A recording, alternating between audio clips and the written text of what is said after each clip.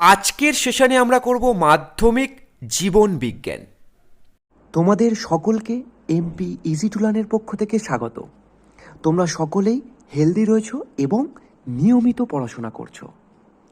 আজকের topic class 10। আজকের session আমরা স্টার্ট করি। তোমাদের সকলকে আরও একবার এমপি ইজি টু লার্নের পক্ষ থেকে স্বাগত। আজকের সেশনে কি রয়েছে? অভিব্যক্তি। দেখো, আমাদের অভিব্যক্তি ও অভিযোজন এই অধ্যায়টার কনসেপ্ট পুরোপুরি ক্লিয়ার। তার মধ্যে আমাদের অভিযোজন অর্থাৎ অ্যাডাপ্টেশন কমপ্লিট। বিভিন্ন ভিডিও রয়েছে, তোমরা অবশ্যই সেটাকে চেক আউট করতে পারো। এরপর আজকে থেকে স্টার্ট হচ্ছে অভিব্যক্তি। প্রথমত আমরা জানব অভিব্যক্তি কাকে বলে এবং অভিব্যক্তির ধারণা কী। ক্লিয়ার? তারপর আমরা এই বিষয়টাকে এগিয়ে নিয়ে যাব। দেখো, অভিব্যক্তি শব্দটির অর্থ কী? দীর্ঘ সময়কাল ধরে জীবের পরিবর্তন। স্যার, আপনি বলে তো দিলেন যে দীর্ঘ সময়কাল ধরে জীবের পরিবর্তন হলো অভিব্যক্তি, কিন্তু আরেকটু ভালো করে ব্যাখ্যা করুন। দেখো, প্রথমত সমুদ্রের জলে প্রথম জীবনের সৃষ্টি হয়, মানে প্রথম একটি কণা সৃষ্টি হয়, সেই কণার মধ্যে জীবনের স্পন্দন শুরু হয় সমুদ্রের মধ্যে। তারপর সেটা আস্তে আস্তে আস্তে আস্তে ক্রম পরিবর্তনের মধ্যে দিয়ে, যেটা ধারাবাহিকভাবে চলেছে, মানে কখনো স্টপ হয়নি, পরিবর্তন হতেই থেকেছে। আস্তে আস্তে দেখো, একটা কোষ থেকে দুটো, দুটো থেকে তিনটে, তিনটে থেকে চারটে, এইভাবে আস্তে আস্তে ধীরে ধীরে বহু কোষী প্রাণীর সৃষ্টি হয়েছে। তারপরে আবার বিভিন্ন বিবর্তনের মধ্যে দিয়ে আজ আমরা মানুষ রূপে পৃথিবীতে রয়েছি। দেখো, জলচর, তারপরে কি রয়েছে উভচর, তারপর রয়েছে স্তন্যপায়ী। তো এইভাবে আস্তে আস্তে জল থেকে বিভিন্ন প্রাণীর ডাঙায় উঠেছে। ক্লিয়ার? এই অংশটা আমরা সেই বিষয়েই আলোচনা করব। সর্বপ্রথম এই ইভলিউশন শব্দটির ব্যবহার বা প্রচলন কে করে? সর্বপ্রথম ইভলিউশন শব্দটির প্রচলন করেন Herbert Spencer. Herbert Spencer. Clear? ইভলভেরি, এই শব্দ থেকেই ইভলিউশন শব্দটির উৎপত্তি হয় এবং এর অর্থ আনফোল্ড, মানে কোনো কিছু উন্মোচন করা, মানে সকলের সামনে তুলে ধরা। ইভলিউশন শব্দটির প্রথম প্রচলন করেন হারবার্ট স্পেন্সার। প্রথমত জেনে নিই অভিব্যক্তি কাকে বলে। দেখো, সকলেই বলবে যে স্যার মুখস্থ হচ্ছে না। কাকে বলে? আমি বলবো তোমরা মুখস্থ করবেই না। কোনো কাকে বলে মুখস্থ করবে না। মুখস্থ করলেই ভুলবে। মানে রাত গেলে দিন আসবে, দিন গেলে রাত আসবে, এটা স্বাভাবিক। কিন্তু ঠিক একইভাবে যদি তুমি মুখস্থ করো তাহলে তুমি ভুলবে, আর ভুলে গেলেই তোমাকে আবার মুখস্থ করতে হবে। তাই কখনোই চেষ্টা করবে না যে মুখস্থ করার, চেষ্টা করো বিষয়টাকে বুঝে নেবার। দেখো, যে ধীর, ধীর মানে কি? এই যে পরিবর্তনটা হয়েছে এটা আস্তে আস্তে হয়েছে, একবারে হয়নি। মানে একটা কোষ আবিষ্কার হলো আর তারপরেই ড্যাঙাতে মানুষ চলে এলো, এরকম হয়নি। এই ঘটনাটা ধীরে ধীরে ধীরে ধীরে হয়েছে এবং কখনোই থেমে থাকেনি, মানে অবিরাম চলেছে। ক্লিয়ার? তাহলে যে ধীর এবং গতিশীল, গতিশীল মানে ধারাবাহিকভাবে উন্নতির দিকে গেছে বা ধারাবাহিকভাবে এগিয়ে গেছে। তাই যে ধীর, অবিরাম, গতিশীল প্রক্রিয়া। ক্লিয়ার এতটুকু? এই তিনটেই যদি তুমি ভালো করে মনে রাখতে পারো, যদি বুঝে যাও, তাহলেই সংজ্ঞা ক্লিয়ার।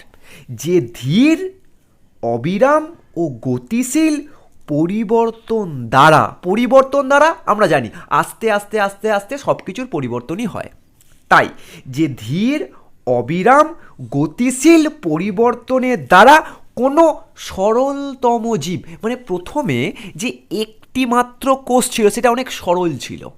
ক্লিয়ার? যেমন আমরা ছোটোবেলায় যখন ক্লাস 1-এ পড়তাম, তখন আমরা সাধারণ যোগ বিয়োগ গুণভাগ করতাম, সেটা ধীরে ধীরে ধীরে ধীরে কি হয়েছে, জটিল হয়েছে এবং উন্নত হয়েছে। মানে আমরা এখন অনেক টাফ ক্যালকুলেশনকে সলভ করতে পারি। কেন? আমরা শিখে গেছি। সরল থেকে এই যে জটিল হওয়া এবং উন্নত হওয়া, এই পুরো বিষয়টিকে কি বলছে? অভিব্যক্তি। দেখো, যে ধীর, অবিরাম ও গতিশীল পরিবর্তন দ্বারা কোনো সরলতর জীব থেকে জটিল ও উন্নততর, যখনই কোনো কিছু জটিল হবে সেটা কী হবে? উন্নতি লাভ করছে। উন্নততর নতুন প্রজাতির উদ্ভব হয় বা ঘটে, তাকে অভিব্যক্তি বলে। ধরো এককোষী প্রাণী, সেটা যখন 2, 3 বা বহুকোষী হলো, মানে এটা কি? নতুন একটি প্রজাতির সৃষ্টি হলো। এতটুকু ক্লিয়ার? যে ধীর, অবিরাম, গতিশীল পরিবর্তনের দ্বারা কোনো সরলতর জীব থেকে জটিল এবং উন্নততর নতুন প্রজাতির সৃষ্টি হয় বা সৃষ্টি ঘটে, তখন তাকে আমরা অভিব্যক্তি বলি। আর কখনো ভুলবো না স্যার, একদম মাথায় গেঁথে গেছে, মুখস্থ করতে হবে না। এরপর আমরা একটুখানি এই জীবনের উৎপত্তির আগে একটুখানি ধারণা নিয়ে নিই, অর্থাৎ কনসেপ্ট অফ ইভলিউশন। ক্লিয়ার? দেখে নাও, আজ থেকে প্রায় 5 বা 6 বিলিয়ন বছর পূর্বে সূর্য থেকে বিচ্ছিন্ন হয়ে পৃথিবীর সৃষ্টি হয়েছে।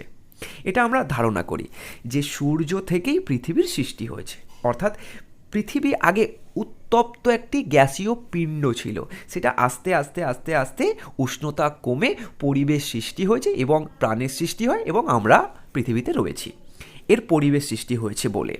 কিন্তু প্রথমত আমরা কি মানি? যে সূর্য থেকেই পৃথিবীর সৃষ্টি হয়েছে। কত বছর আগে? 5 থেকে 6 বিলিয়ন বছর আগে। এতটুকু ক্লিয়ার? ধীরে ধীরে পৃথিবী কী করলো? উত্তাপ হ্রাস পেতে শুরু করলো। মানে পৃথিবীর নিজস্ব কোনো শক্তি তো ছিল না, মানে সূর্যের যেমন কি রয়েছে নিজস্ব একটা উষ্ণতা বা এই যে তাপ, এত আলো, নিজের একটা শক্তি রয়েছে, কিন্তু গ্রহগুলো কি রয়েছে? নিজের কোনো শক্তি নেই। তাই আস্তে আস্তে আস্তে আস্তে এগুলো কী করলো? যে তাপটা সূর্য থেকে ছিল, বিচ্ছিন্ন হওয়ার পর এর তাপটা আস্তে আস্তে কমলো, মানে উত্তাপ কমতে শুরু করলো। এতটুকু ক্লিয়ার? প্রায় 3.7 বিলিয়ন বছর আগে পৃথিবীতে এককোষী জীব রূপে প্রাণের উৎপত্তি ঘটে।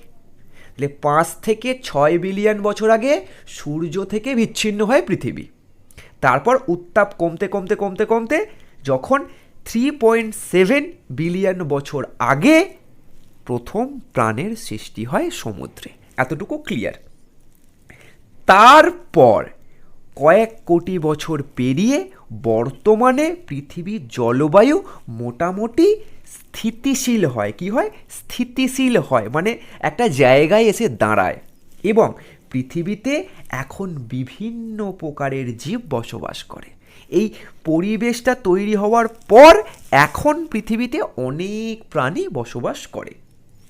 এই দীর্ঘ সময়কালে এককোষী সরল জীব থেকে, মানে এই দীর্ঘ সময় মানে 3.7 বিলিয়ন বছর আগে কোষ সৃষ্টি হয়, আর এখন জাস্ট কয়েক কোটি বছর আগে এই এত প্রকারের জীব তৈরি হয়েছে। এই যে সময়, এই সময় ধরে সরলতর জীব থেকে জটিল জীব এবং উন্নততর প্রজাতির সৃষ্টি হয়েছে। একেই আমরা বলছি, বা এই পদ্ধতিকেই আমরা বলছি বিবর্তন বা অভিব্যক্তি। আশা করছি কনসেপ্ট ক্লিয়ার যে অভিব্যক্তি কি, এর ধারণা কি। এরপর এই বিষয়ে কারা প্রমাণ করবেন? বিভিন্ন বিজ্ঞানীরা। এখানে আমাদের বইয়ে কি রয়েছে? Alexander Oparin. আমরা জাস্ট মনে রাখবো আপাতত ওপারিন, আর একজনের নাম হ্যালডেন। ওপারিন আর হ্যালডেন, ওপারিন আর হ্যালডেন। দেখো, জীববিজ্ঞানের বর্তমান ধারণা অনুযায়ী জীবনের উৎপত্তি হঠাৎ করে হয়নি, মানে কয়েকটি ধাপ ধাপ হয়ে হয়ে হয়ে হয়ে তারপর জীবনের একটি স্পন্দন সৃষ্টি হয়েছে। এই বিষয়টা অসংখ্য জৈব রাসায়নিক পরিবর্তন ধীরে ধীরে সমন্বিত মানে একত্রিত হয়ে প্রাণের উৎপত্তি ঘটে। মানে দেখো, রসায়ন মানে কি? কেমিস্ট্রি। ক্লিয়ার? আর উৎপত্তি মানে কি? জেনি, মানে কোনো কিছু সৃষ্টি হচ্ছে। এতটুকু ক্লিয়ার হলো। তাহলে এই যে জৈব মানে কি? প্রাণ সৃষ্টির জন্য যা প্রয়োজন তাকে আমরা কি বলি? জৈব। মানে প্রাণের জন্য যা প্রয়োজন তাই জৈব। এতটুকু ক্লিয়ার? অর্থাৎ আমাদের শরীরে যা আছে সবই জৈব। এতটুকু ক্লিয়ার করতে পেরেছি। এখন এই জৈব রাসায়নিক বিভিন্ন বিক্রিয়ার মাধ্যমে একটি প্রাণের বা একটি কোষের সৃষ্টি হয়। দেখো, একবারে হঠাৎ করে একটি কোষ আবিষ্কার হয়ে যায় না, কোনো কিছুই একটা হঠাৎ করে কিছু হয়ে যায় না। একটা বাড়ি যদি তৈরি করতে হয়, ইট, বালি, সিমেন্ট, মিস্ত্রি এবং টাকা পয়সা এই সমস্ত কিছু লাগে। এবার একটা প্রাণের সৃষ্টি হবে মানে সেখানেও কিছু রাসায়নিক বিক্রিয়া ঘটবে। মানে প্রাণ সৃষ্টির জন্য যা যা প্রয়োজন তা সব একত্রিত হতে হবে। সেই পরিস্থিতি তৈরি হলে তারপর প্রাণের সৃষ্টি হয়েছে। এতটুকু ক্লিয়ার? এই বিষয়েই বিভিন্ন গবেষণা করে আলেকজান্ডার ওপারিন এবং হ্যালডেন, কি বললাম, ওপারিন আর হ্যালডেন তাদের মতবাদ প্রকাশ করেছেন। ক্লিয়ার? এখানে দুজন ব্যক্তির নাম পড়ব। একজনের নাম হচ্ছে রাশিয়ান বিজ্ঞানী আলেকজান্ডার ওপারিন, আর একদম ব্রিটিশ বিজ্ঞানী JBS হ্যালডেন। আমরা শুধু হ্যালডেন আর ওপারিন মনে রাখবো। এরপর এই ওপারিনের লেখা গ্রন্থ বা বইয়ের নাম কি? দি origin of life on earth. The origin of life on earth. ভালো করে বিষয়টা বুঝবে। দ্য অরিজিন, অরিজিন মানে কি? উৎপত্তি। Clear? The origin of life, life মানে জীবনের। কোথায়? পৃথিবীতে। দ্য অরিজিন মানে উৎপত্তি কিসের? জীবনের। কোথায়? পৃথিবীতে। The origin of life on earth. এই যে ধারণা বা এই যে বই, এটা কে আবিষ্কার করেছিল বা কে লিখেছিল? একদম ওপারিন। ক্লিয়ার? Alexander Oparin. এতটুকু ক্লিয়ার? এই তথ্যকে আমরা কি বলি? ওপারিন প্রকল্প। কি বলি? ওপারিন প্রকল্প। জীবনের উৎপত্তি সংক্রান্ত ওপারিন প্রকল্পতে তা ব্যাখ্যা করেন। এরপর কে রয়েছেন? JBS Haldane. তার লেখা একটি জার্নালে তিনি এই বিষয়ে তার মতবাদ প্রকাশ করেন। মানে জীবনের উৎপত্তি সংক্রান্ত হ্যালডেনের মতবাদ। কি বলবো আমরা? একদম র্যাশনালিস্ট অ্যানুয়াল। কি করে মনে রাখবো? দেখো, ভালো করে বুঝবে। অনেকে আমরা রেশন তুলতে যাই, আশা করি সকলের এইটার সাথে পরিচিত যে রেশনে চাল দেয়, রেশনে ডাল দেয়, বা রেশন থেকে অনেক কিছু দ্রব্য আমরা পাই। তাহলে রেশন থেকে লিস্ট করে আলু আর চাল আনতে গিয়েছিলাম, অ্যানুয়াল আলু আর চাল আনতে গিয়েছিলাম, কিন্তু রাস্তা পার হওয়ার সময় হেলে ড্রেনে পড়ে গেলাম। কি বললাম? র্যাশনালিস্ট অ্যানুয়াল, রেশনে লিস্ট করে আলু আর চাল আনতে গিয়ে ড্রেনে হেলে পড়ে গেলাম। হ্যালডেন। কি মনে রাখবো? হ্যালডেন। এইভাবে একটুখানি জিনিসটাকে আমরা মনে রাখবো। কেন মনে রাখবো? অনেক বিষয় থাকে, তার মধ্যে নামটা গুলিয়ে যেতে পারে। তাহলে র্যাশনালিস্ট অ্যানুয়াল যখনই মাথায় আসবে, রেশনে লিস্ট করে আলু আর চাল হেলে ড্রেনে পড়ে গেছিলাম, স্যার বলেছিলেন, তাহলে হ্যালডেন। ক্লিয়ার হয়ে গেল? তো ওপারিন আর হ্যালডেন ক্লিয়ার? দুটো, একটা বই আর একটা জার্নাল, এই দুটো কিন্তু মাথায় রাখতে হবে, পরীক্ষায় আসে। এই দুজনার একত্রে মতবাদকে আমরা কি বলি? ওপারিন হ্যালডেন প্রকল্প। ওপারিন হ্যালডেন প্রকল্প। ক্লিয়ার? দুজনার একত্রিত মতবাদকে। এরপর আমরা কি পড়ব? এরপর পড়ব প্রাণের সৃষ্টির বিভিন্ন ধাপ। দেখো, 4টি ধাপ রয়েছে। 1, পৃথিবীর উৎপত্তি ও তার প্রাচীন পরিবেশ, মানে কিভাবে পৃথিবীতে পরিবেশ সৃষ্টি হলো প্রাণের উৎপত্তির জন্য। মানে পৃথিবী সৃষ্টি হলো এবং পৃথিবীতে আস্তে আস্তে আস্তে আস্তে পরিবেশ হলো প্রাণ যাতে সৃষ্টি হয়। এই অংশতে আমরা পৃথিবীর সৃষ্টি পড়ব এবং পরিবেশের যে পরিবর্তন হয়েছে এই অংশটা পড়ব। ক্লিয়ার? এরপর কি পড়ব? কেমোজেনি, অর্থাৎ জীবনের রাসায়নিক উৎপত্তি। আসছি কেমোজেনি কি অবশ্যই ক্লিয়ার করব। 3 নম্বর পর্যায়ে কি রয়েছে? একদম জৈবিক বিবর্তন বা বায়োজেনি। দেখো, জৈবিক বিবর্তন মানে অভিব্যক্তি, মানে একটি কোষ আবিষ্কার হলো এবং তারপর থেকে আস্তে আস্তে আস্তে আস্তে এটা উন্নতি লাভ করলো বা বিভিন্ন প্রজাতির সৃষ্টি হলো। এই জায়গাটা আমরা পড়ব বায়োজেনি।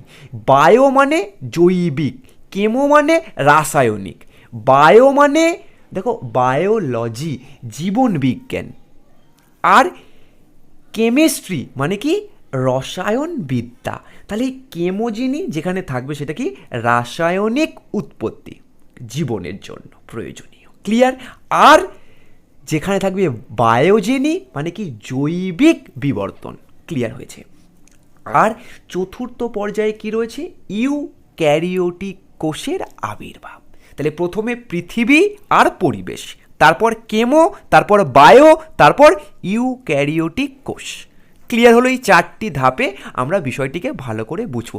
এই অংশটা অনেকে স্কিপ করে চলে যায় এবং এখান থেকে ইম্পর্টেন্ট কিছু প্রশ্ন আসে এবং আমরা মিস করি, আর বিষয়টাকে বোঝারই চেষ্টা করি না। দেখো, প্রথমত পৃথিবীর উৎপত্তি ও তার প্রাচীন পরিবেশ। কি লিখব ভালো করে, মানে লেখার থেকে অনেক বড় বিষয় বোঝাটা, যে আমরা কি বুঝলাম, আমার কতটা ধারণা রয়েছে এই বিষয়ে। দেখো, প্রথমত 4.6 বিলিয়ন বছর পূর্বে মহাবিশ্বে আমরা কি পড়লাম একটু আগে? সূর্য থেকে পৃথিবী আবিষ্কার হয়েছে বা সৃষ্টি হয়েছে বিচ্ছিন্ন হয়ে। এখন ভালো করে শুনবে, সৌর লেবুলা নামক গ্যাস ও ধূলিকণাগুলি একত্রিত হয়ে পৃথিবীর সৃষ্টি হয়। কি বললাম? সৌর লেবুলা নামক গ্যাস আর মহাবিশ্বে যে ধুলোকণা বা ধূলিকণাগুলো ছিল সেগুলো একত্রিত হয়ে পৃথিবীর সৃষ্টি করে। ক্লিয়ার হলো? এরপর ভালো করে বিষয়টা বুঝবে, এই পৃথিবী প্রথম দিকে কি ছিল? একটা উত্তপ্ত গ্যাসীয় পিণ্ড। ক্লিয়ার? তাহলে পৃথিবী সৃষ্টির পর প্রকৃতপক্ষে বিভিন্ন মৌলের উৎপত্ত গ্যাসীয় পিণ্ড ছিল হলো। এই সময় পৃথিবীর তাপমাত্রা কত ছিল? 5000 থেকে 6000 ডিগ্রি সেলসিয়াস। কি পড়লাম? সৌর লেবুলা এবং ধুলো মিশে তৈরি হলো পৃথিবী। প্রথম দিকে উত্তপ্ত গ্যাসীয় পিণ্ড। এই সময়ে তাপমাত্রা কত ছিল? 5000 থেকে 6000 ডিগ্রি সেলসিয়াস। Clear sir? এরপর আস্তে আস্তে কি হলো? উষ্ণতা বা তাপমাত্রা কমতে থাকে। যখনই তাপমাত্রা কমবে তখন কি তৈরি হবে? স্তর সৃষ্টি হবে, যে হালকা একদম উপরে, ভারী একদম নিচে। এই উষ্ণতা কমার সাথে সাথেই কি হলো? পৃথিবীতে বিভিন্ন স্তর সৃষ্টি হতে শুরু করলো।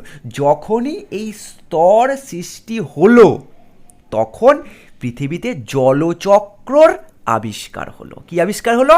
জলচক্র। ক্লিয়ার? বা জলচক্র তোমরা বলতে পারো। এই জলচক্র আবিষ্কার হওয়ার পর পৃথিবীতে প্রথম সমুদ্রের আবির্ভাব হয় এবং এই সমুদ্রেই প্রথম প্রাণের সৃষ্টি হয়। কিন্তু এই সমুদ্রে প্রাণের সৃষ্টি হওয়ার পিছনে যে কারণগুলো রয়েছে বা যে রাসায়নিক বিক্রিয়াগুলো রয়েছে সেটা আমরা পড়ব কেমোজেনিতে। তাহলে পৃথিবীর উৎপত্তি এবং পরিবেশ বুঝলাম। স্যার কি আর একবার রিভাইজ করুন। সৌর লেবুলা মানে গ্যাস, ধূলিকণা মিশলো, পৃথিবী আবিষ্কার হলো মানে সৃষ্টি হলো। এরপর এর প্রথম দিকে কী ছিল? উত্তপ্ত গ্যাসীয় পিণ্ড। উষ্ণতা কত? 5000 থেকে 6000 ডিগ্রি সেলসিয়াস। আস্তে আস্তে আস্তে আস্তে উষ্ণতা কমলো। উষ্ণতা যখনই কমবে স্তর সৃষ্টি হবে, সব থেকে ভারী নিচে, সব থেকে হালকা উপরে, স্তর সৃষ্টি হলো। এই স্তর সৃষ্টি হওয়ার পর জলচক্র সৃষ্টি হলো। জলচক্র সৃষ্টি হওয়ার পর সমুদ্রের আবির্ভাব হলো। সমুদ্রের আবির্ভাবের পর এখানে বিভিন্ন রাসায়নিক বিক্রিয়ার ফলে একদম প্রথম জীবনের উৎপত্তি হয়। আশা করছি এই অংশটা ক্লিয়ার। এবার একটা জিনিস আমাদেরকে এখানে মাথায় রাখতে হবে যে পৃথিবীর বায়ুমণ্ডলে প্রথমে অক্সিজেন কিন্তু মুক্ত অবস্থায় ছিল না। মানে এখন যেমন আমরা টানলাম অক্সিজেন পেয়ে গেলাম, এই রকমভাবে মুক্ত অবস্থায় অক্সিজেন ছিল না। ক্লিয়ার? প্রথম অবস্থায় কি ছিল? হাইড্রোজেন ছিল, জলীয় বাষ্প ছিল, মিথেন ছিল, অ্যামোনিয়া ছিল। কি কি বললাম? হাইড্রোজেন। এখান থেকে কিন্তু প্রশ্ন আসে, প্রথম অবস্থায় পৃথিবীর বায়ুমণ্ডলে কি কি মুক্ত অবস্থায় ছিল? হাইড্রোজেন, জলীয় বাষ্প, মিথেন আর অ্যামোনিয়া। কি ছিল না মুক্ত অবস্থায়? অক্সিজেন গ্যাস মুক্ত অবস্থায় ছিল না। ক্লিয়ার? তাহলে এখন একটা প্রশ্ন মাথায় আসবে, তাহলে কারা এই অক্সিজেনকে নিয়ে এলো? যারা সালোক সংশ্লেষ করতে পারবে তারাই একমাত্র মুক্ত অক্সিজেন পৃথিবীতে দিতে পারবে। তাহলে যতক্ষণ না সালোক সংশ্লেষকারী কোনো ব্যাকটেরিয়া বা উদ্ভিদ পৃথিবীতে জন্মগ্রহণ করছে, ততক্ষণ এমন কোনো প্রাণী জন্মগ্রহণ করতে পারবে না যারা বায়ু থেকে বা প্রকৃতি থেকে অক্সিজেন গ্রহণ করে বেঁচে থাকবে। তাহলে আগে এমন প্রাণীর জন্ম হতে হবে যারা পৃথিবীতে মুক্ত অক্সিজেন সালোক সংশ্লেষের মাধ্যমে ত্যাগ করবে। এতটুকু স্যার একদম জল করে দিয়েছেন আপনি। এরপর আমরা যেটা ভুল করি, পুরো থরলি পড়ে চলে যাই, মানে রিডিং করে। আমরা বিষয়টাকে ধাপ ধাপ করে পড়ব। এটাই বিশেষত্ব আমাদের এমপি ইজি টু লার্নে। তাই ইজি টু লার্ন। দেখো, কেমোজেনি। কেমোজেনি মানে কি? সহজে প্রথমত পৃথিবীতে মানে এই সমুদ্রে বিভিন্ন মৌল এবং যৌগ ছিল যেগুলো জৈবিক ছিল না, মানে জীবন তৈরির জন্য উপযুক্ত ছিল না। তাই জন্য সেগুলো কী ছিল? অজৈব রাসায়নিক উপাদান। এগুলোকে আমরা কি বলবো? অজৈব রাসায়নিক উপাদান। এই অজৈব রাসায়নিক উপাদানগুলো কিভাবে বিভিন্ন বিক্রিয়ার মাধ্যমে জীবদেহের পক্ষে গুরুত্বপূর্ণ জৈব যৌগ সৃষ্টি হলো, এই অংশটারই নাম একদম কেমোজেনি। তাহলে কেমোজেনি কাকে বলবো? প্রাচীন পৃথিবীর পরিবেশে উপস্থিত বা অবস্থিত বিভিন্ন অজৈব রাসায়নিক উপাদান, যেগুলো মৌল ও যৌগ, এইগুলো থেকে, এই অজৈব রাসায়নিক উপাদান থেকে জীবদেহের পক্ষে গুরুত্বপূর্ণ জৈব যৌগ সৃষ্টির যে ধারাবাহিক রাসায়নিক বিক্রিয়া, তাকেই আমরা বলবো জীবনের রাসায়নিক উৎপত্তি বা কেমোজেনি। আশা করছি ক্লিয়ার যে অজৈব রাসায়নিক উপাদানগুলো থেকে জীবদেহের জন্য গুরুত্বপূর্ণ জৈব যৌগের সৃষ্টির যে ধারাবাহিক বিক্রিয়াগুলিকে কেমোজেনি বলে। একদম ক্লিয়ার। অর্থাৎ প্রথমে সরল জৈব যৌগ তৈরি হয়। জৈব যৌগ কেন? কারণ জীবদেহের জন্য প্রয়োজন, তাই জৈব। আর প্রথমে কি তৈরি হবে? সরল। তারপর কি তৈরি হবে? জটিল। প্রথম পর্যায়ে সরল হবে, তারপর জটিল। মানে এই সরল জৈব যৌগগুলো একত্রিত হয়ে জটিল জৈব যৌগের সৃষ্টি করবে। এরপর তৈরি হবে একটা কোষ, অর্থাৎ একটি প্রাণের কণা। তারপর সেখানে প্রাণের স্পন্দন আসবে, অর্থাৎ কোয়াসার্ভেটের উৎপত্তি হবে। অর্থাৎ এই জটিল জৈব যৌগগুলো একত্রিত হয়ে কোয়াসার্ভেটের উৎপত্তি হয়। এই কোয়াসার্ভেটের মধ্যে যখন নগ্ন জিন প্রবেশ করে, তখনই প্রথম জীবনের উৎপত্তি হয়। তাহলে কী বললাম? 4টি ধাপ পড়েছিলাম।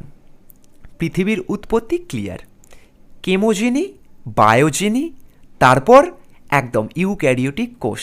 এখন আমরা কি পড়ছি? কেমোজেনি। কেমোজেনির মধ্যে কি কি পড়লাম? একদম প্রথমে হচ্ছে সরল জৈব যৌগ, তারপর জটিল জৈব যৌগ, ক্লিয়ার হলো। এরপর কোয়াসার্ভেট, মানে সরলগুলো একত্রিত হয়ে জটিল হলো, জটিলগুলো একত্রিত হয়ে কোয়াসার্ভেট হলো। এরপর নগ্ন জিন তৈরি হলো। এতটুকু ক্লিয়ার হয়েছে। এইবার নগ্ন জিন যখন কোয়াসার্ভেটে প্রবেশ করলো, এখান থেকে আমরা বায়োজেনিতেও প্রবেশ করলাম। কোথায় প্রবেশ করলাম? বায়োজেনি। ক্লিয়ার? তাহলে ভালো করে বোঝো যে 3.7 বিলিয়ন বছর আগে আদি কোষের উৎপত্তি ও জীবনের অভিব্যক্তির ঘটনাকে বায়োজেনি বলে। কি বললাম?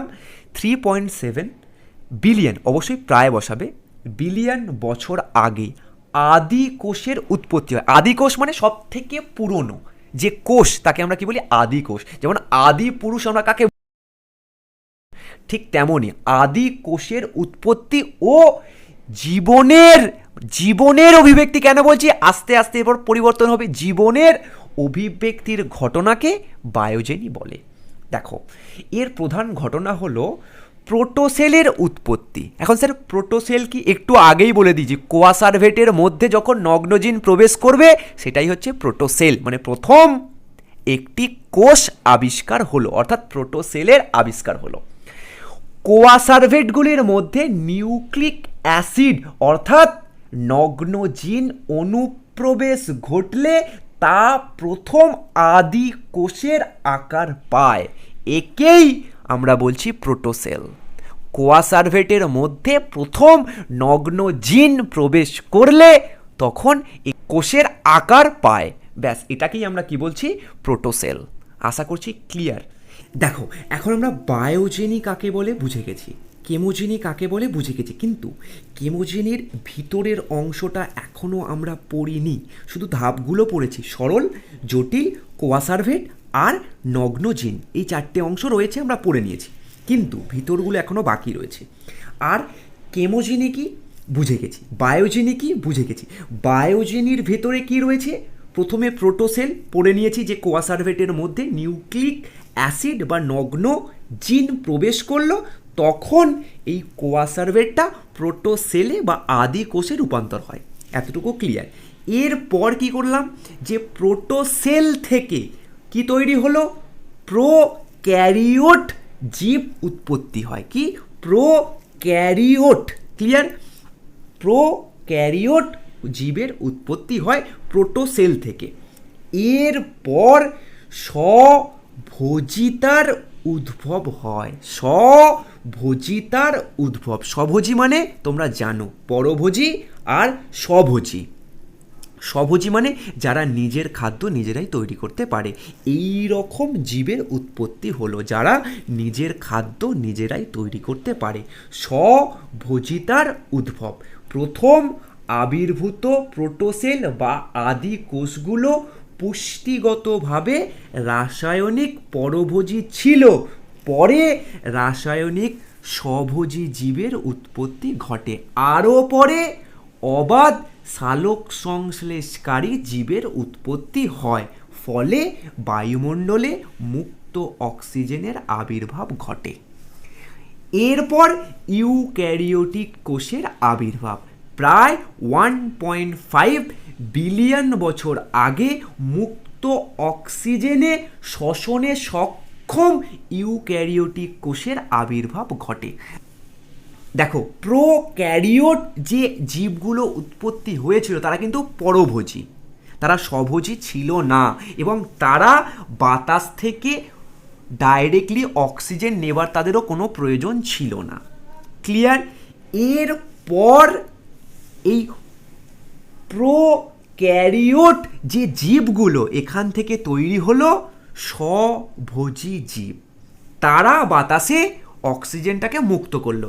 এরপর 1.5 বিলিয়ন বছর আগে এদের সাহায্যে বাতাসে মুক্ত অক্সিজেন এলো, এবং তখন ইউক্যারিওটিক কোষের আবির্ভাব ঘটে যারা বাতাস থেকে মুক্ত অক্সিজেন গ্রহণ করবে।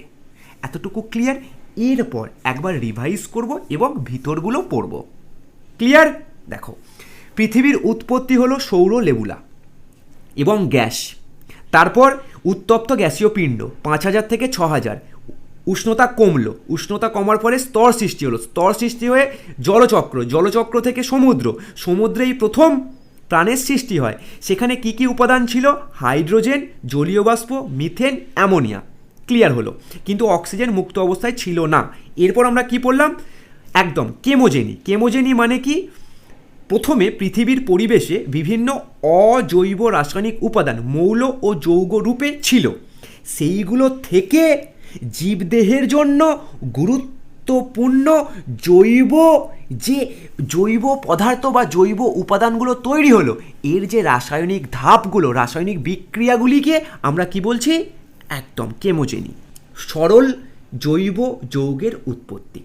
প্রথমত পৃথিবীর যখন তাপমাত্রা প্রায় 1000 ডিগ্রি সেলসিয়াস, 1000 ডিগ্রি সেলসিয়াস হলো, তখন পৃথিবীতে বিভিন্ন প্রকার হাইড্রোকার্বন ছিল। হাইড্রোকার্বন, এই হাইড্রোকার্বন যেমনগুলো এখন পড়ার দরকার নেই, একটু পরে আমরা স্টেপ বাই স্টেপ করব। হাইড্রোকার্বনটা বাতাসের সঙ্গে যে জলীয় বাষ্প রয়েছে তার সঙ্গে বিক্রিয়া করলো। কি তৈরি করলো? বাতাসের এই জলীয় বাষ্পে কি থাকে? অক্সিজেন থাকে, H2O। এই ও এর সঙ্গে বিক্রিয়া করে কি তৈরি করলো? হাইড্রোকার্বন H2Oর সঙ্গে বিক্রিয়া করে তৈরি করলো অক্সি আর হাইড্রক্সি। অক্সি এবং হাইড্রক্সি, এই অক্সি আর হাইড্রক্সি আবার CHO, কার্বন, হাইড্রোজেন, অক্সিজেন, এর সঙ্গে বিক্রিয়া করে তৈরি করলো জৈব যৌগ। ক্লিয়ার? তাহলে প্রথমে কি ছিল? হাইড্রোকার্বন, তারপর হাইড্রক্সি আর একদম অক্সি, কার সঙ্গে বিক্রিয়া করে? জলীয় বাষ্প। তারপর এগুলো আবার CHO, এর সঙ্গে বিক্রিয়া করে কি তৈরি করলো? জৈব যৌগ, যেগুলো কি একদম আমরা জানি। ক্লিয়ার? এরপর দেখো, এরপর সরল থেকে জটিলে আসার মাঝে যে অংশটা আমরা স্কিপ করলাম, অর্থাৎ যেমনগুলো তোমরা একটু পরে পড়বে, মানে বিষয়টাকে বুঝে নেবে পয়েন্টগুলোকে, তারপর যেমন বা উদাহরণগুলো পড়বে। দেখো হাইড্রোকার্বন যেমন কী কী রয়েছে? অ্যাসিটিলিন আর ইথিলিন। অ্যাসিটিলিন আর ইথিলিন হচ্ছে হাইড্রোকার্বন, আর অক্সি আর হাইড্রক্সি হচ্ছে অ্যাসিটাল ডিহাইড্রেট। Acetal dehydrate. এবং সরল জৈব যৌগগুলো কি কি?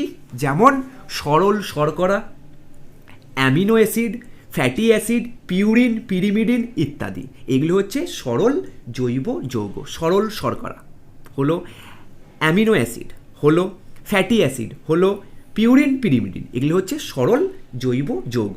এগুলো একত্রিত হয়ে জটিল জৈব যৌগের সৃষ্টি হলো। ক্লিয়ার? যেমন কি কি? যেমন জটিল কার্বোহাইড্রেট, প্রোটিন, ফ্যাট, নিউক্লিওটাইড ও নিউক্লিক অ্যাসিড। ক্লিয়ার হলো? এরপর ভালো করে বুঝবে, এই সমস্ত জটিল যে বিক্রিয়াগুলো প্রয়োজনীয় যে শক্তির যোগান কে দিয়েছিল সেই সময়? সৌরশক্তি আর বজ্রপাত। মানে কোনো কিছু তৈরি করার জন্য একটু শক্তির প্রয়োজন হয়, কিন্তু এই শক্তিটা কে দেবে? সূর্য, মানে সৌরশক্তি, আর নয়তো বজ্রপাত। এই বজ্রপাত ও সৌরশক্তির প্রভাবে এই বিক্রিয়াগুলো সমুদ্রের জলে ঘটেছিল। ক্লিয়ার? এই সমস্ত জটিল যৌগগুলো একত্রিতভাবে কোথায় ছিল? সমুদ্রের জলে। তাই এই জলে এই জটিল যৌগের মিলিত অবস্থাকে কি বলা হয়? Hot dilute soup. কি বলা হয়? হট ডাইলিউট স্যুপ বা তপ্ত লঘু স্যুপ। পরীক্ষায় কিন্তু আসে। Prebiotic soup. প্রিবায়োটিক স্যুপ কাকে বলে? ভালো করে বুঝবে। জটিল জৈব যৌগগুলো সমুদ্রের জলে উত্তপ্ত অবস্থায় ছিল, আর হ্যালডেনের মতে একেই বলা হয় তপ্ত লঘু স্যুপ বা প্রিবায়োটিক স্যুপ। ক্লিয়ার? একদম এই অংশটা জল। এরপর দেখো কোয়াসার্ভেটের উৎপত্তি। কোয়াসার্ভেট কি করে হলো? একদম জটিল জৈব যৌগগুলো আরও আয়তনে বড় হলো, আরও জটিল হলো, আরও উন্নত হলো, তখন একটা পর্দা দ্বারা ঘেরা একটা কোষের আকার গঠন করলো। এই পর্দা দ্বারা ঘেরা এই অংশটিকে আমরা কি বলছি? কোয়াসার্ভেট। দেখো উৎপন্ন বৃহৎ ও জটিল জৈবগুলো পরস্পর মিলিত হয়ে কোয়াসার্ভেট নামক কলয়েড কণা সৃষ্টি করে। কি বললাম? এই জটিল জৈবগুলো পরস্পরের সঙ্গে মিলিত হলো, এবং মিলিত হওয়ার পর এর নাম কি দিলাম? কোয়াসার্ভেট নামক একটা কলয়েড কণা সৃষ্টি করলো। অর্থাৎ প্রাচীন পৃথিবীতে তপ্ত লঘু সুপের মধ্যে, এই তপ্ত লঘু সুপের মধ্যে একটা সীমানা অর্থাৎ একটা পর্দা দিয়ে ঘেরা একটা জৈব যৌগপূর্ণ একটা কলয়েড বিন্দু তৈরি হলো বা একটা কণা তৈরি হলো। এ থেকেই আদি কোষ বা প্রোটোসেল তৈরি হয়েছে, যাকে আমরা বলছি কোয়াসার্ভেট। তাহলে কোয়াসার্ভেট কি? জটিল যৌগগুলো পরস্পর একত্রিত হয়ে একটি কণা তৈরি করে, কলয়েড কণা, এবং এটি একটি পর্দা দ্বারা ঘেরা ছিল এবং এ থেকেই প্রথম প্রোটোসেলের আবিষ্কার হয়, তাই একে কি বলা হয়? কোয়াসার্ভেট। ক্লিয়ার? এতে কি কি ছিল? প্রোটিন, ফ্যাট, শর্করা, নিউক্লিক অ্যাসিড প্রভৃতি প্রাণ সৃষ্টির উপাদান। তাহলে যেখান থেকে প্রাণ সৃষ্টি হবে সেখানে তো প্রাণ সৃষ্টির উপাদান থাকবেই, এবং প্রাণের জন্য কি কি লাগবে? প্রোটিন লাগবে, ফ্যাট লাগবে, শর্করা লাগবে, নিউক্লিক অ্যাসিড লাগবে প্রভৃতি। ক্লিয়ার হয়ে গেল? পিরিমিডিন, পিউরিন এইসব তো রয়েইছে। এরপর আমরা একটু অন্য জায়গায় আসবো। এইটা কে বলেছিল? এটা বলেছিল হ্যালডেন।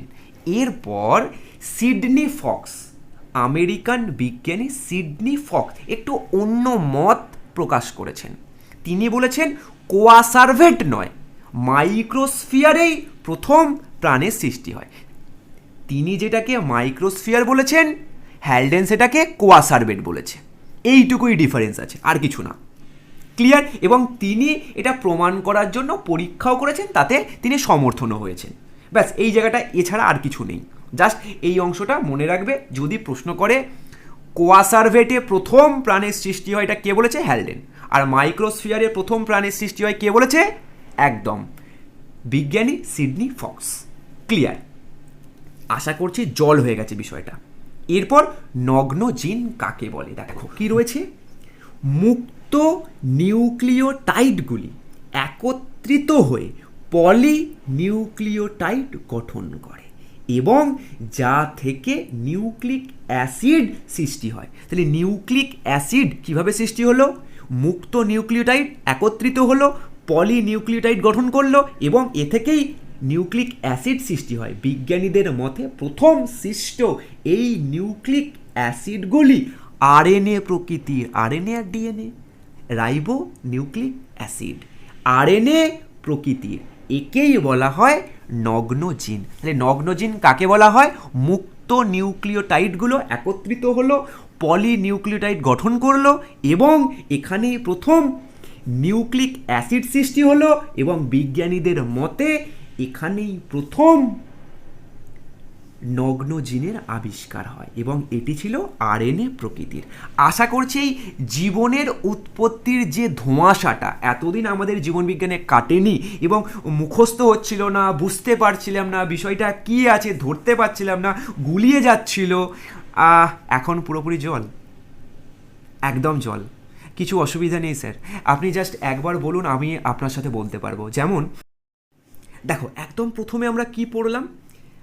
পৃথিবী সৃষ্টি। পৃথিবী সৃষ্টি কিভাবে হয়েছে? একদম সৌরলেবুলা আর ধূলিকণা মিলে গেল, পৃথিবী সৃষ্টি হলো। এরপর উত্তপ্ত গ্যাসীয় পিণ্ড ছিল 5000 থেকে 6000 ডিগ্রি সেলসিয়াস। আস্তে আস্তে উষ্ণতা কমলো, উষ্ণতা কমার পরে স্তরের সৃষ্টি হলো, স্তর সৃষ্টি হলো মানে জল এলো, জলচক্র আবিষ্কার হওয়ার পর সমুদ্র সৃষ্টি হলো। এই সময় পরিবেশে বিভিন্ন গ্যাস মুক্ত অবস্থায় থাকলেও অক্সিজেন ছিল না, হাইড্রোজেন ছিল, জলীয় বাষ্প ছিল, মিথেন ছিল আর অ্যামোনিয়া ছিল, অক্সিজেন ছিল না। এরপর আমরা কি পড়ব? কেমোজেনি, তারপর বায়োজেনি, তারপর ইউক্যারিওটিক কোষ। দেখো কেমোজেনি কি? যে এই সময় প্রকৃতিতে অজৈব রাসায়নিক উপাদানগুলো বিভিন্ন বিক্রিয়ার মধ্যে দিয়ে জীবদেহের জন্য প্রয়োজনীয় বা গুরুত্বপূর্ণ জৈব যৌগে রূপান্তর হয়। এই বিক্রিয়াগুলোকেই আমরা কি বলছি? কেমোজেনি, বা এই ধাপগুলোকে আমরা বলছি কেমোজেনি। এখানে কি কি ধাপ রয়েছে? সরল, জটিল, কোয়াসার্ভেট, নগ্নজিন। সরল কি? সরলে ছিল হাইড্রোকার্বন। যখন পৃথিবীর উষ্ণতা 1000 ডিগ্রি সেলসিয়াস হলো তখন হাইড্রোকার্বন তৈরি হলো। ক্লিয়ার? হাইড্রোকার্বনের মধ্যে কী কী ছিল? অ্যাসিটিলিন আর ইথিলিন। ক্লিয়ার? এরপর এটা আবার জলীয় বাষ্প অর্থাৎ অক্সিজেনের সঙ্গে বিক্রিয়া করে, অক্সি আর হাইড্রোক্সি তৈরি করলো, অ্যাসিটাল ডিহাইড্রেট। ক্লিয়ার হলো? এরপর কি রয়েছে? এরপর এখানে আমরা কি করব, যে এগুলো আরও পরবর্তীকালে এই অ্যাসিটাল ডিহাইড্রেট এবং প্রভৃতি আরও যে সমস্ত যৌগগুলো তৈরি হয়েছে, অর্থাৎ অক্সি আর হাইড্রোক্সি, এগুলো CHO কার্বন, হাইড্রোজেন এবং অক্সিজেনের সঙ্গে বিক্রিয়া করলো। এর ফলে সরল জৈব যৌগর সৃষ্টি হলো, যেমন সরল শর্করা। ক্লিয়ার? একদম জল বিষয়টা ভালো করে কিন্তু দেখো, এই অংশটা আমাদের অনেক সময় মনে থাকে না, জাস্ট একটু সিকোয়েন্স করে পড়লে কিন্তু মনে থাকবে। Clear? Amino acid, fatty acid, purine, pyrimidine ইত্যাদি এই সমস্ত কিছু কিন্তু সরল জৈব যৌগ। এই সরলগুলো আবার একত্রিত হয়ে জটিল জৈব যৌগে পরিণত হলো। এতটুকু স্যার একদম জল। জটিলে কি কি রয়েছে?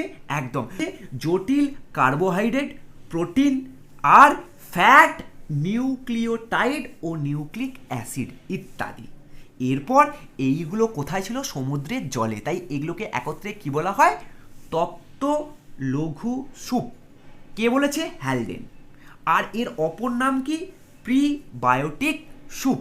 ক্লিয়ার? এরপর এই জটিল জৈব যৌগগুলো একত্রিত হয়ে বৃহৎ আকার কোয়া সার্ভেট তৈরি করে। এই কোয়া সার্ভেটটা কি? একটা কলয়েড কোনা, যেটা পর্দা দ্বারা ঘেরা। প্রথম এখান থেকেই প্রোটোসেলের আবিষ্কার হয়। এটা কে বলেছে? হ্যালডেন। কিন্তু সিডনি ফক্স কি বলেছে? এই কোয়া সার্ভেটকে মাইক্রোস্ফিয়ার। তিনি পরীক্ষা করেছেন এবং সেখানে প্রমাণও করেছেন। ক্লিয়ার হয়ে গেল। এরপর আসছে নগ্নজেন। নগ্নজেন কি? মুক্ত নিউক্লিওটাইডগুলো একত্রিত হলো, কি গঠন করলো? পলিনিউক্লিওটাইড। এখান থেকেই নিউক্লিক অ্যাসিড তৈরি হলো। বিজ্ঞানীদের মতে ছিল এটাই আরএনএ প্রকৃতির, একেই আমরা বলি নগ্নজিন। এই নগ্নজিন যখন কোয়া সার্ভেটের মধ্যে প্রবেশ করলো, তখন প্রথম আদি কোষ বা প্রোটোসেলের তৈরি হলো। এরপর এই প্রোটোসেল থেকে প্রোক্যারিওট জীবের উৎপত্তি হয়, যারা পরভোজী ছিল। এরপর এখান থেকে স্বভোজিতার উদ্ভব হয়, মানে যেসব প্রাণীরা বা জীবরা স্বভোজী বা নিজের খাদ্য নিজেরাই তৈরি করতে পারে। এরপর এরা সালোক সংশ্লেষ প্রক্রিয়ায় বাতাসে অক্সিজেন ত্যাগ করে এবং মুক্ত অক্সিজেন আসে, এবং পরবর্তীতে এই কোষ থেকে ইউক্যারিওটিক কোষের আবির্ভাব হয় 1.5 বিলিয়ন বছর আগে। ক্লিয়ার? এরপর মিলার ও উরের পরীক্ষা। এই অংশটা বুঝলে মিলার ও উরের পরীক্ষাও জল, কারণ এই বিষয়টাই মিলার আর উরে পরীক্ষাগারে প্রমাণ করেছেন। চ্যানেলে নতুন হয়ে থাকলে চ্যানেলটিকে সাবস্ক্রাইব করে পাশে থাকা নোটিফিকেশন বেল অন করে দিও, যাতে নতুন ভিডিওর নোটিফিকেশান সব থেকে আগে তুমি পেয়ে যাও। তোমাদের মূল্যবান মতামত অবশ্যই জানাবে। তোমাদের একটি লাইক এবং একটি কমেন্ট আমাদের অনেকটা আনন্দ দেয়। অবশ্যই তোমরা ভিডিওটিকে বন্ধুদের মধ্যে শেয়ার করে দেবে, যাতে এমপি ইজি টু লার্ন পরিবারে আরও নতুন নতুন সদস্যরা যুক্ত হতে পারে।